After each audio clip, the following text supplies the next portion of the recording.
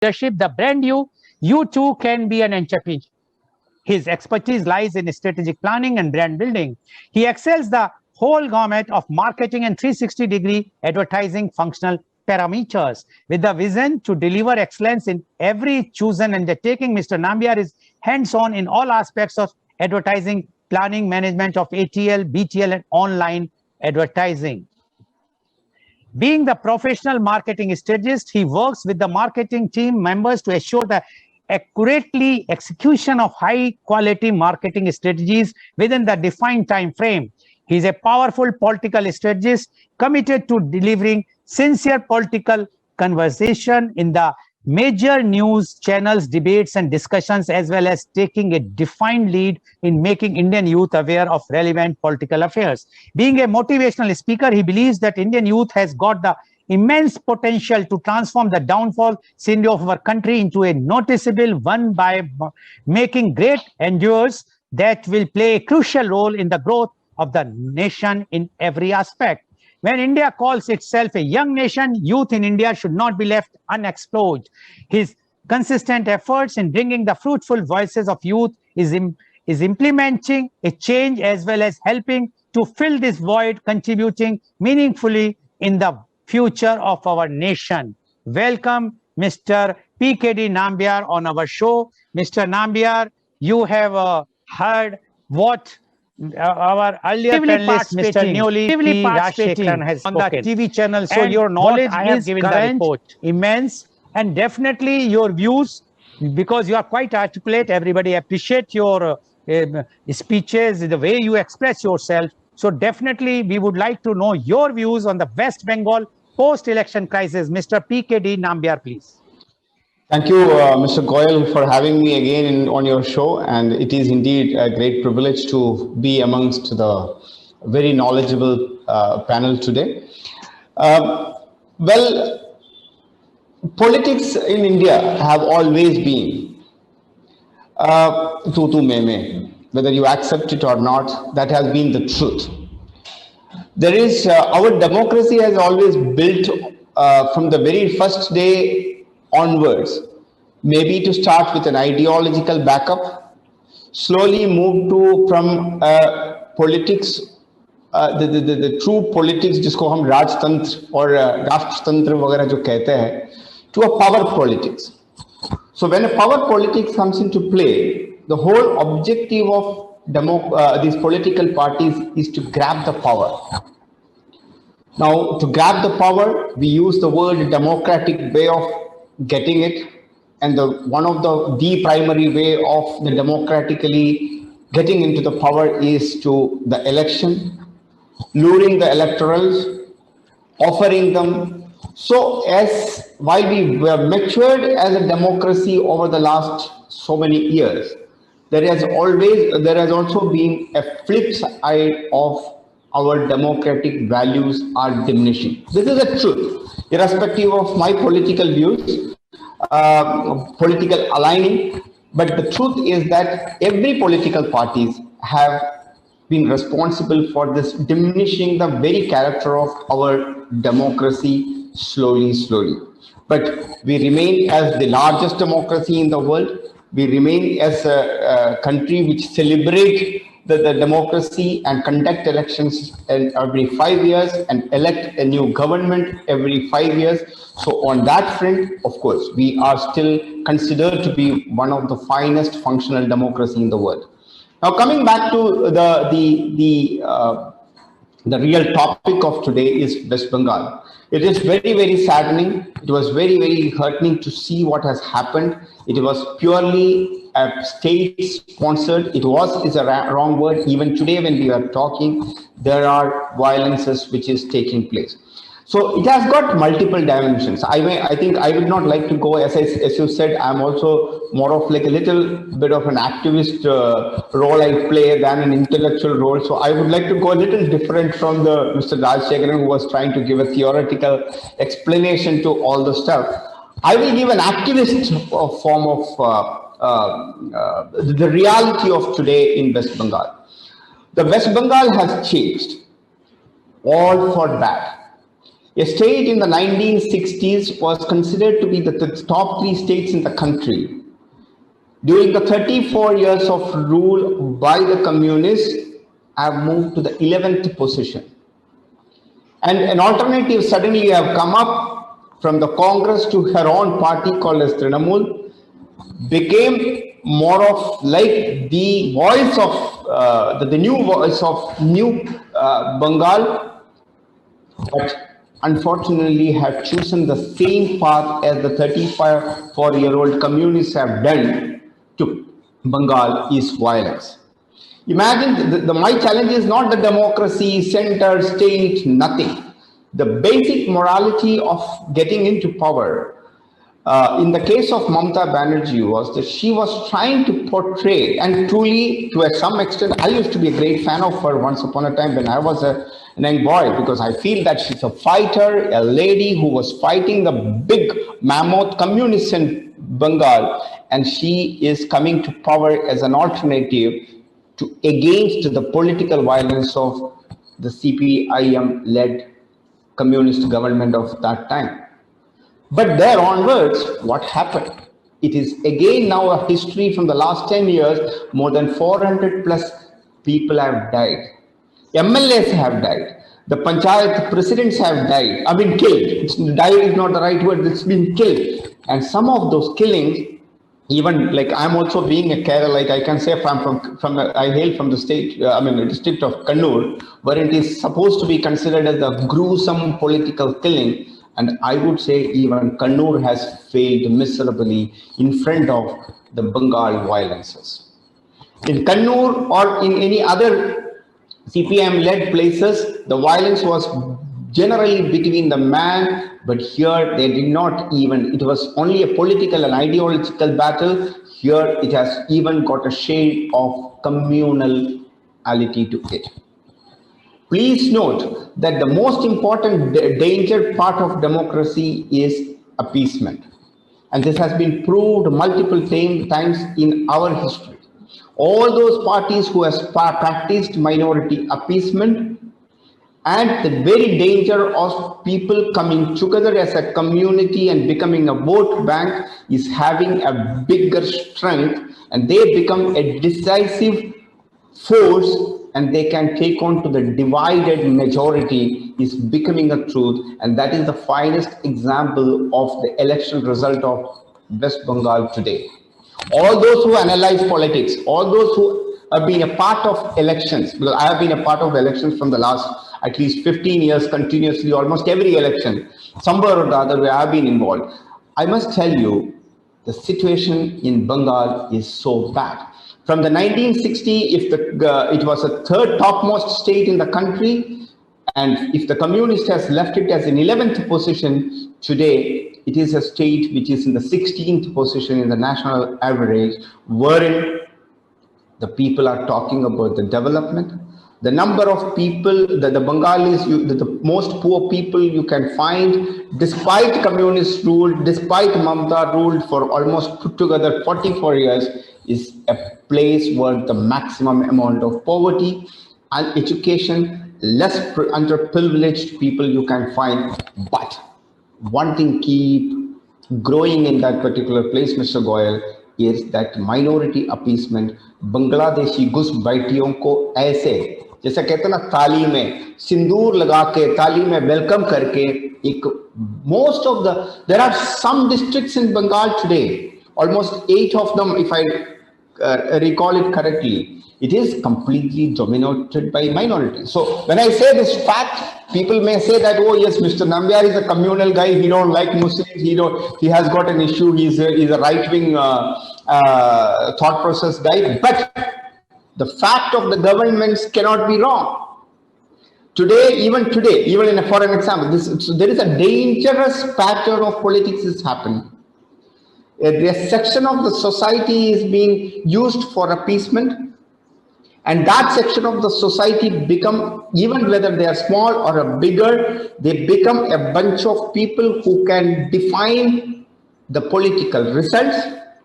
Even in Kerala, whether it is CPIM and Congress, between the Congress and the Muslim League, the difference between both these people, the parties, have become so thin. I think 21 or 22 with Congress and 15 or 16 with the Muslim League.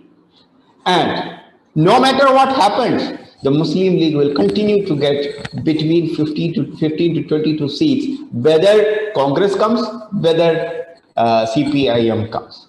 So the dangerous pattern of political opportunism to get into the power, unfortunately, none of us, the people, were never expecting from Mamata Banerjee. There are two things which we feel sometimes. Either she herself planning it and executing it, or else she is completely out of control of her own party. So in either case, it's so dangerous. It is not just a political victory and coming back into power.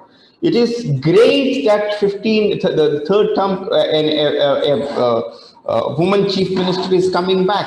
Yes, the country is supposed to be proud and celebrating that particular moment. What happens in Bengal is nothing less than a state-sponsored terrorist activities, plus, which has never seen in this country only after the partition, we have seen such kind of an exodus. Imagine the chief minister of Assam is saying more than 80,000 people have been come to Assam just to save themselves. If in your own country you will have to fled just to save your own life, what kind of a democracy are we practicing? What kind of a power are you going to enjoy, Mr. Goyal? You cannot. I think that is not the democracy. And then my challenge, do not even hold on to that.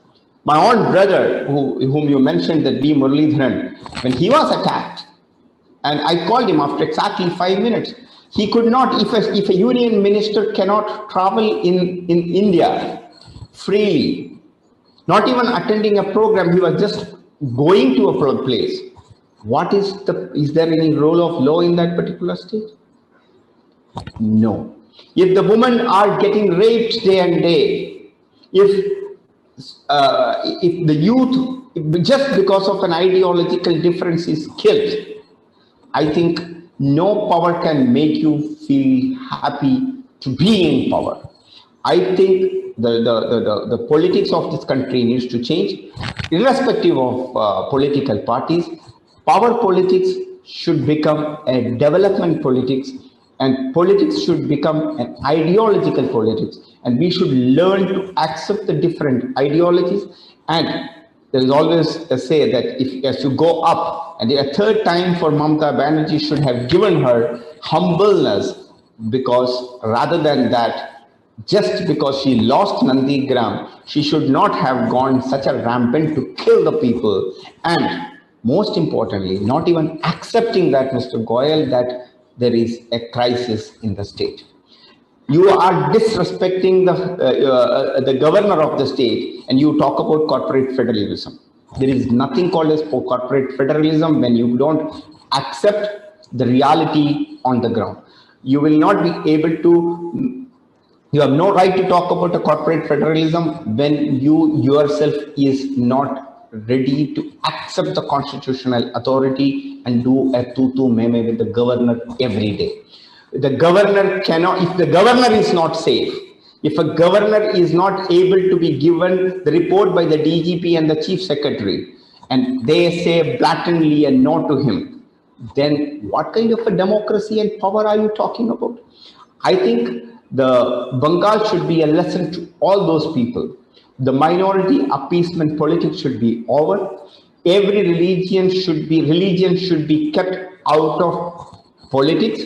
Every individual, every people should be given an equal right.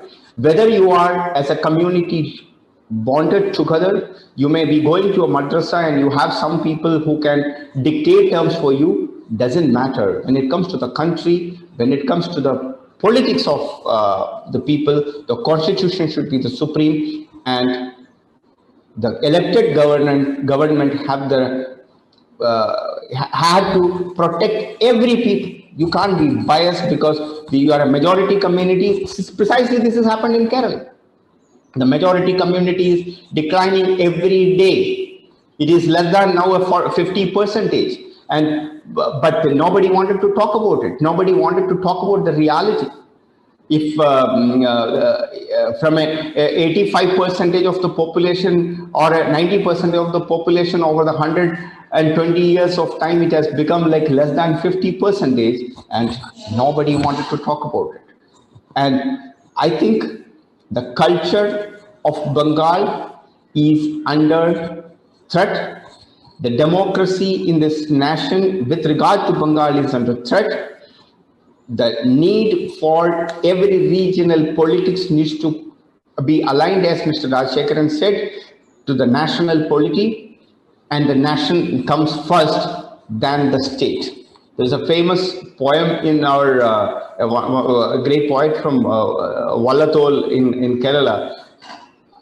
Even though it may not be right to narrate that poem in Malayalam, but then the truth is that as when you hear about the name India or the Hindustan, आपका अंदर से जाग उठना चाहिए, ना कि सिर्फ गाली देने से कोई अच्छी गवर्नेंस नहीं होता. अच्छी गवर्नेंस तब होता है कि आपका स्टेट से चाहे गल्फ हो या चाहे देश के विभिन्न भागों में जाने वाला जाके नौकरी ढूंढने वाला होगा, तो you as a leader is a failure.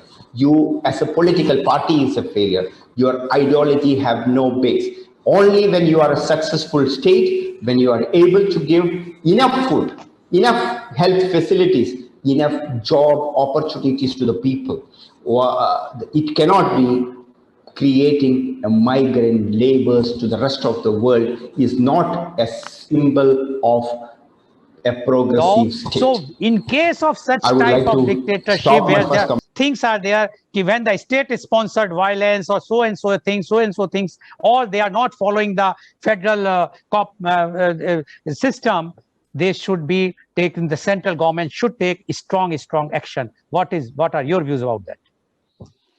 Firstly, there is the example what you have taken with regard to the 1973 the Supreme Court ruling or an observation. That may not be the real thing in today's date with regard to West Bengal. I was actually having a couple of debates and discussions on other platforms related during the election and the post-election. Look at the political violence history of West Bengal. Before Mamata and during Mamata, right now, even now it's going on. So there is an ideological battle is acceptable in democracy, and that ideological battle. We lost you, Mr. Nambiar. Can you hear me? Can you hear me? Now we can hear you. So I said ideological battle is recommended in that is the expected line. That is that there was a time we used to have political parties on the basis of ideology. Now that ideological battle is acceptable without in a civilized democratic way. There is no doubt that kind of a discussion, deliberation should come. We need to understand that the West Bengal is not, as we said, that it is just not a border state or anything. More than that, the significance of in our freedom fight, even to our cultural fabric, the very contribution of Bengal and Bengalis are tremendous. Whether it is many of the freedom movement, once upon a time it used to be, even the Calcutta used to be the capital of India even during the Britishers' time. So what is happening in West Bengal is none of these stuff what we have discussed, to tell you the truth. There is a very clear cut that if you are a BJP or a right-wing party, BJP and the right-wing parties were never a target till 5 years back. They were one of the less targeted people. The moment the BJP was a little aggressive when it comes to its electoral posture, and the Mamata started feeling that the BJP is a threat or the right-wing people are a threat for her power, she started moving against them. So the challenge is simple.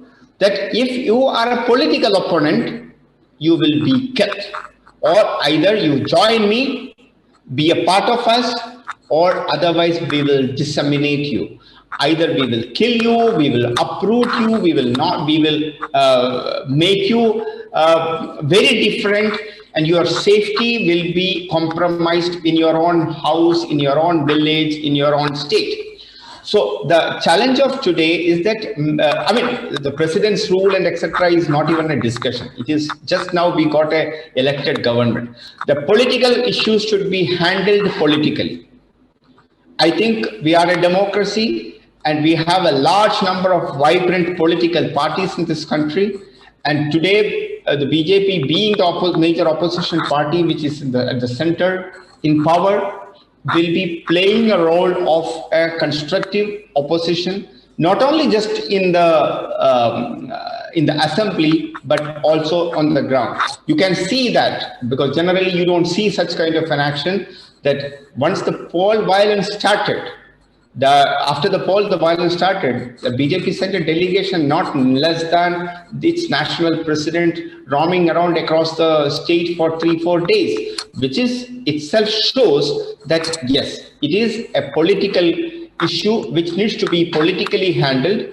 Going forward, we are a very matured democracy. Today, nobody can, and bringing a president rule, even don't even discuss such kind of a stuff. I'll tell you the reason, because that kind of a situation will bring much more trouble within the nation. Today, you're missing one particular point. Why the central government or central forces are not being so aggressive there? There is a negative force across this country. A negative force which includes the media, the so-called liberals, the Awad Wapasi gang, the people who do not like the word Hindustan as a word itself, as a term itself. What I have a feeling is that anything to do with, I asked a question in one of these debates a few days ago.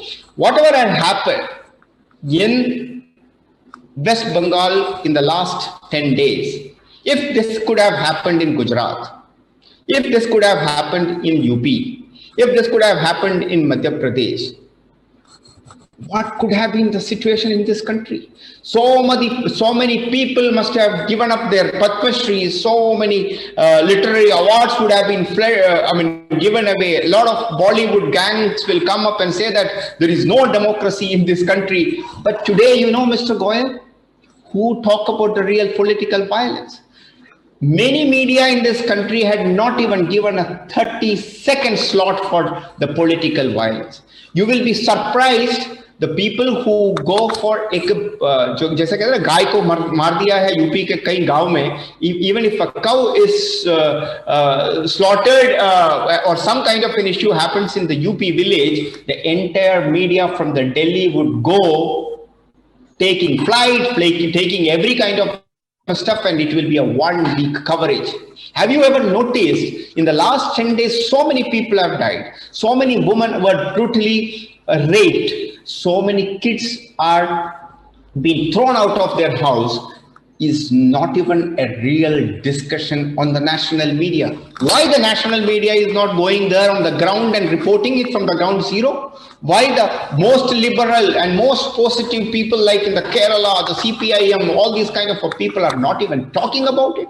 So we are a Hippocratic society. A large number of our historians and so-called thought leaders have become the victim or otherwise the prisoners of their own thought process, wherein they only know one thing, that anything to do with the word Hindu needs to be objected. I was having a chat with Mr. Ram on another day on a television, the former Hindu, the director of Hindu. We were having a proper debate between me and him. And what he said, this is the problem of this country. He was given 10 minutes to explain his thought process and saying, he is blatantly saying that I hate Hindutva. And the word he used, I hate Hindutva. And I told him that why don't you say in the same word, I also don't like the Muslim appeasement. You know what he said? He was not ready to concede.